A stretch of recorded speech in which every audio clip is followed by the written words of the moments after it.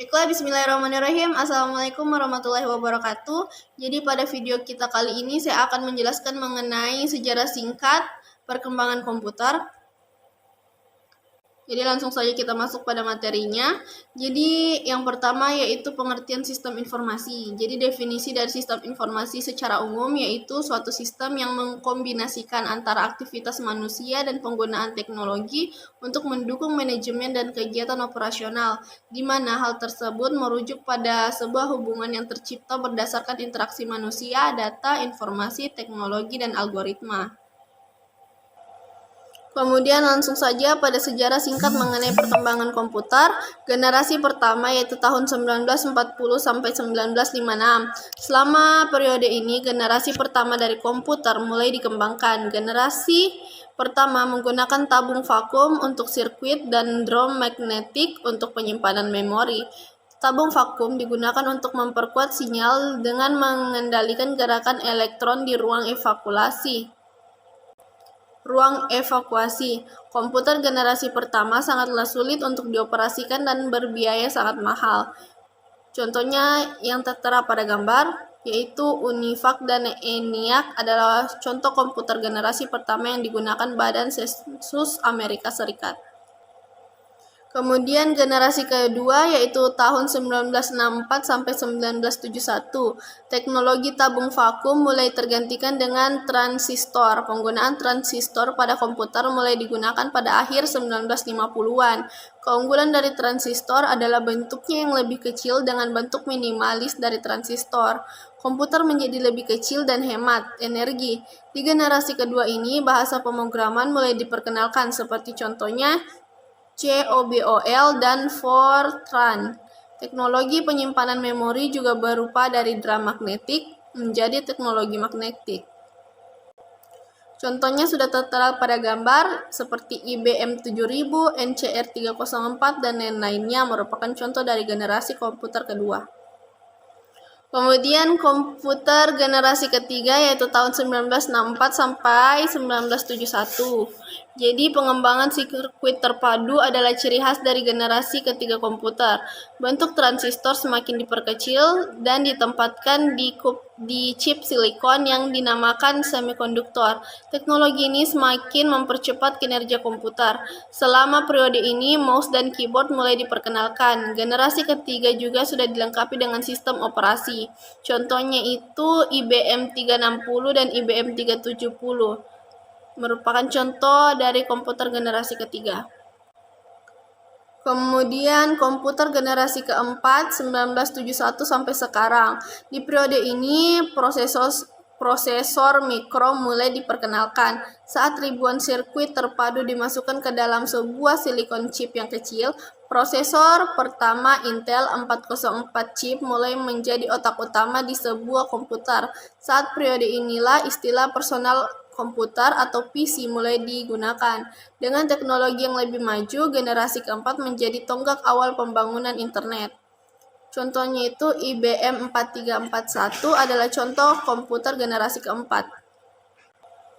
Kemudian generasi kelima yaitu sekarang hingga masa depan.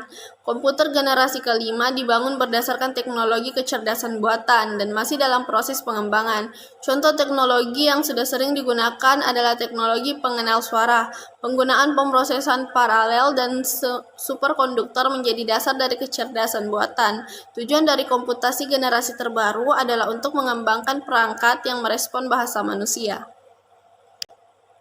Kemudian komponen sistem informasi. Model sistem informasi menurut James O'Brien pada tahun 2010 halaman 32 yang menunjukkan kerangka konsep dasar untuk berbagai komponen dan aktivitas sistem informasi. Sistem informasi bergantung pada sumber daya manusia, pemakai akhir dan pakar sistem informasi, hardware, software, data, serta jaringan untuk melakukan input, pemrosesan output, penyimpanan, dan aktivitas pengendalian yang mengubah sumber daya data menjadi produk informasi. Jadi komponen yang pertama adalah sumber daya manusia. Manusia dibutuhkan untuk mengoperasikan semua sistem informasi. Sumber daya manusia ini meliputi pemakai akhir dan pakar sistem informasi. Kemudian sumber daya hardware, yaitu meliputi media data, objek berwujud tempat data dicatat, dari lembaran kertas hingga disk magnetik dan optikal. Contohnya sistem komputer dan periferal komputer. Kemudian komponen yang ketiga adalah sumber daya software. Konsep umum software ini meliputi rangkaian perintah operasi dengan hardware komputer yang disebut program, rangkaian pemerintah pemrosesan informasi yang disebut prosedur. Jadi software sistem, kemudian software aplikasi, dan akhirnya menjadi prosedur. Kemudian pada pembahasan terakhir mengenai sumber daya data. Sumber daya data dapat berupa angka, huruf, serta karakter lainnya yang menjelaskan transaksi bisnis dan kegiatan serta entitas lainnya. Data teks berupa kalimat yang digunakan untuk menulis komunikasi. Data gambar seperti grafik dan angka-angka serta data dalam bentuk audio-video. Sumber daya data pada umumnya disimpan, diatur, dan diakses oleh berbagai teknologi pengelolaan sumber daya data ke dalam.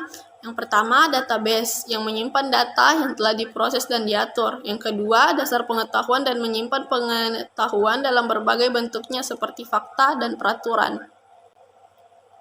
Kemudian sumber daya jaringan. Jaringan telekomunikasi terdiri dari komputer, pemrosesan komunikasi, dan peralatan lainnya yang dihubungkan antara satu dengan lainnya melalui media komunikasi, serta dikendalikan melalui software komunikasi. Sumber daya jaringan meliputi yang pertama media komunikasi, misalnya kabel tembaga, kabel serat optik, teknologi gelombang mikro, seluler, dan satelit yang tanpa menggunakan kabel. Kemudian yang kedua adalah dukungan jaringan. Dalam hal ini diperlukan banyak dukungan hardware, software, dan teknologi data untuk mendukung operasi dan penggunaan jaringan komunikasi. Contohnya pemroses komunikasi seperti modem, prosesor, antar jaringan, software pengendali, seperti software sistem operasi jaringan dan penjelajah internet. Jadi sekian dari saya, apabila ada kesalahan mohon dimaafkan dan dikoreksi, saya juga masih belajar dalam menyempurnakannya. Semoga ilmunya dapat bermanfaat bagi diri saya sendiri dan untuk orang lain. Wassalamualaikum warahmatullahi wabarakatuh. Dadah.